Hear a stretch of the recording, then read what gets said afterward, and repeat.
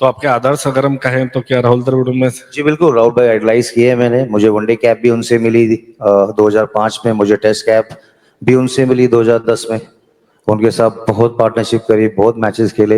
West Indies का tour था, मुझे याद है 2005-6 में उनका बेटा जो समित अभी खेल रहा है, वो बहुत छोटा था वो।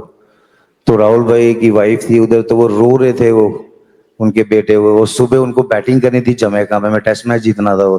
तो पहले उसके साथ 3 बजे तक खेले, उसको सुलाए कि टाइम डिफरेंस बहुत ज्यादा था। और सुबह आते इन्होंने दोनों इनिंग में 70 या 60 को नॉट आउट बनाया था। डिफिकल्ट विकेट होगा वो। तो दैट स्पीक्स कि इंडिया के लिए जब आप खेलते हो कि वो कितना जज्बा होता है, आप एक फाइटिंग स्पिरिट होती है जब आप किसी भी बड़े एक कंपटीशन में जाते हो। आई थिंक वो जो फाइटिंग स्पिरिट हमने राहुल भाई से सीखी हो।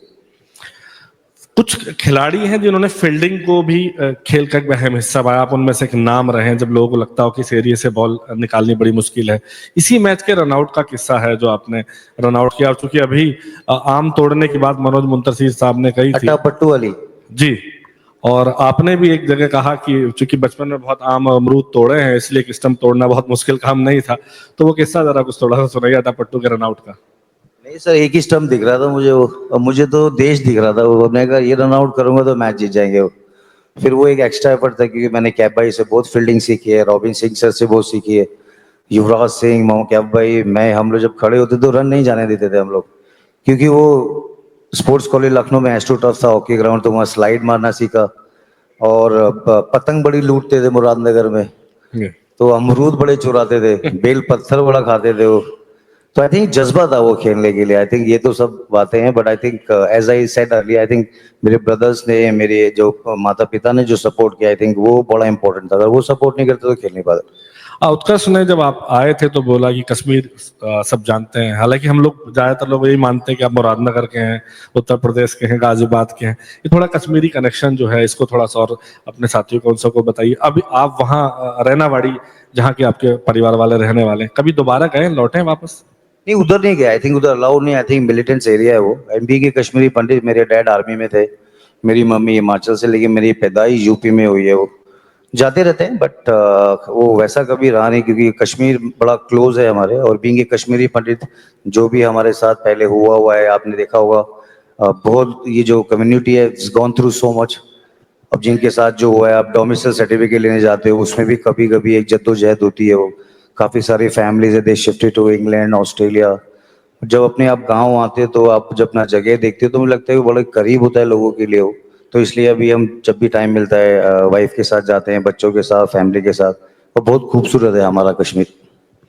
मैं अभी आज के दौर के सवालों पे आऊंगा, लेकिन आ, धोनी के सवाल पे, सुरेश रैना हो और महेंद्र सिंह धोनी का सवाल ना हो तो, लेकिन सचिन तेंदुलकर को लेके आप मिले होंगे, बातें होंगी, क्रिकेट का भगवान कहा जाता। कुछ ऐसे किस्से जब आपको लगा हो कि मैं कभी आइडियलाइज किया होगा सचिन के साथ खेलना, सचिन से मिलना, तो वो पहला लम्हा क्या था जब सचिन तेंदुलकर से मुलाकात हुई हो?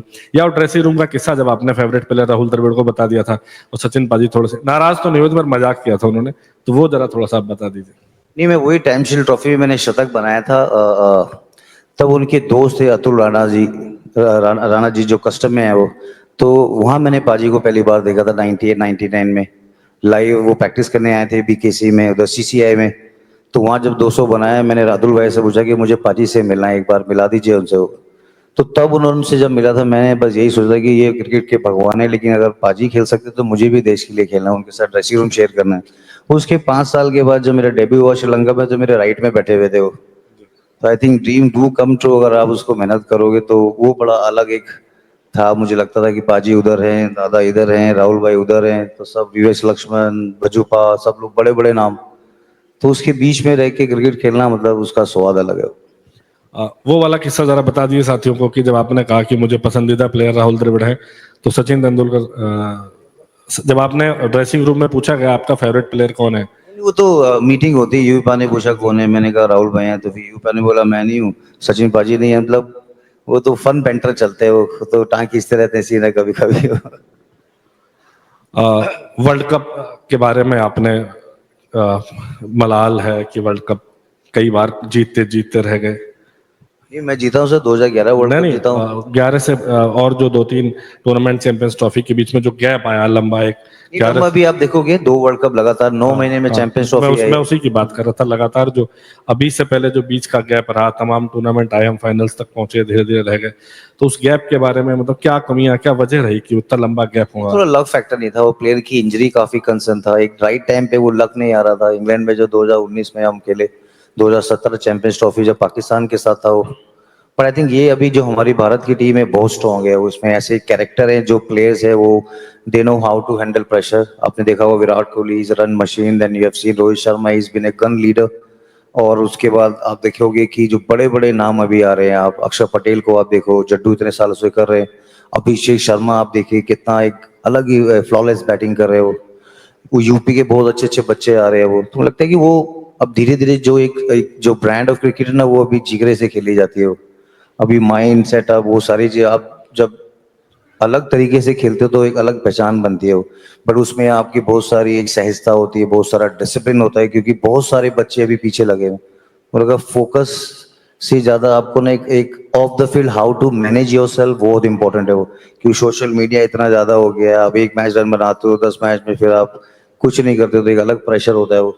तो आई थिंक सबको योगा करना चाहिए, मेडिटेशन करनी चाहिए, क्योंकि ये जो स्पैन है स्पोर्ट्स, कब 35 years 37 years, unless you're MS Dhoni playing still 43। मैं आखिर धोनी पे आ गया।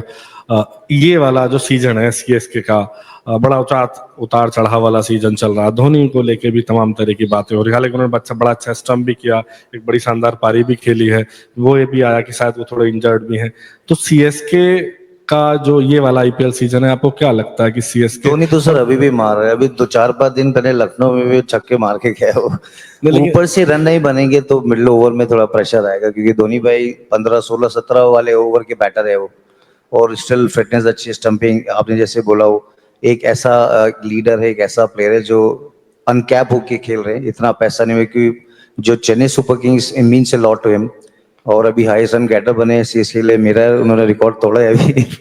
तो बहुत सारी चीजें होती हैं। आई थिंक अभी मुझे लगता है कि जो आसपास के प्लेयर हैं, अभी आपने देखा होगा 2 3 यंग लड़के, एक साइड रशीद खेले हैं, अभी हाँ, थोड़ा सा चेंज किया, वोटन भी आए हैं। और अभी चांस मिल रहा है लड़कों को, तो अच्छी बात है। लास्ट ईयर उनके लिए समीर रिजवी खेले थे, अभी वो दिल्ली के लिए खेल रहे हैं। तो चेंज होगा, बट अगले साल मुझे लगता है कि बहुत सारे चेंजेस देखने को मिलेंगे। अभी भी 5 ट्रॉफी उनके पास है, MI के पास 5 ट्रॉफी है। तो अभी तो टूर्नामेंट स्टार्ट होगा, अभी 3 हफ्ते के बाद सीएसके को मुझे लगता है टॉप 4 या 5 में जरूर देखेंगे। आपको क्या लगता है कौन सी टीम जीतने की सबसे मजबूत दावेदार है? सर आरसीबी अच्छा कर रही है, लखनऊ तो मैं पूरे यूपी से हूं तो। आरसीबी क्या वनवास खत्म हो जाएगा आरसीबी का, लगता नहीं, है? अच्छा रजत पाटीदार अच्छा अच्छा कप्तानी कर रहा है। लखनऊ बहुत अच्छा कर रही है, दिल्ली बहुत अच्छा कर रही है। लखनऊ मुझे लगता है ऋषभ पंत एक एक्स फैक्टर प्लेयर है, और जहीर खान के आने के बाद जो एक उनकी सॉलिडिटी है, जो कोच और एक गुरु की, जो शिष्य की एक जो जोड़ी होती है, हमने देखा गैरी की थी, माही भाई के साथ जितने लोग आए हैं, तो मुझे लगता है कि लखनऊ भी, मुझे लगता है कि थोड़ा एकदम गजबे ही खेल रहे हैं लखनऊ वाले। लखनऊ वाले भी चाहेंगे लखनऊ जीत जाए, लेकिन अभी कुछ देर पहले एक बात चल रही थी कि लखनऊ और सीएसके का मैच था और लखनऊ चाह रहा था। आरसीबी की टी शर्ट पहन के बैठे हैं भैया, उनको पता है कि ये जीतने वाली है। आरसी वालों का इंतजार हालांकि कुछ ज्यादा ही लंबा होता जा रहा है। मुझे लगता है बहुत सारे मीम्स बन गए कि आरसीबी जीतेगी या नहीं जीतेगी। लेकिन लखनऊ के करेक्टर की हम बात कर रहे थे अभी कि मैच लखनऊ और सीएसके का है, और लखनऊ वाले चाह रहे थे कि धोनी टीम जीत जाए, सीएसके जीत जाए। ड्रेसिंग रूम क्यों छोड़ा था बीच में? आपने बीच में टूर्नामेंट सीएसके के साथ क्यों छोड़ दिया था? क्या मैंने वजह छोड़ा नहीं रही था वो, थी? मेरी फैमिली प्रॉब्लम था वहां पर, इसलिए आ गया था। तमाम रूमर्स थी कि आप नाराज होकर चले आए हैं, आपको सही होटल नहीं मिला है। मीडिया में कुछ ना कुछ चलते रहता है। आपने हालांकि बाद में कहा कि शायद आपकी फैमिली में पठानकोट में कोई ट्रेजेडी हुई थी, उसके लिए छोड़ के चले आए थे। बाद में आप लौटे भी। कैसा रिश्ता है सुरेश रैना का सीएसके के साथ आज? सर अच्छा है, इतने साल खेले हैं क्रिकेट, वो बहुत रन बनाया उनके लिए, वो फैमिली है CSK. I think I got so much love from them. Fans एक अलग उधर फैंडम है उधर वो, और हमारी फ्रेंचाइजी, हमारे ओनर। क्रिकेट जो खेला जाता है, जो एक ओल्ड स्कूल हम बात करते हैं, वहां पर एक एक उनकी एक अकेडमी है जहाँ पे हम क्रिकेट सीखते हैं वो। और इतने साल खेलने के बाद बहुत प्यार मिला है लोगों को, और बड़े अच्छे रिलेशन है उनके साथ।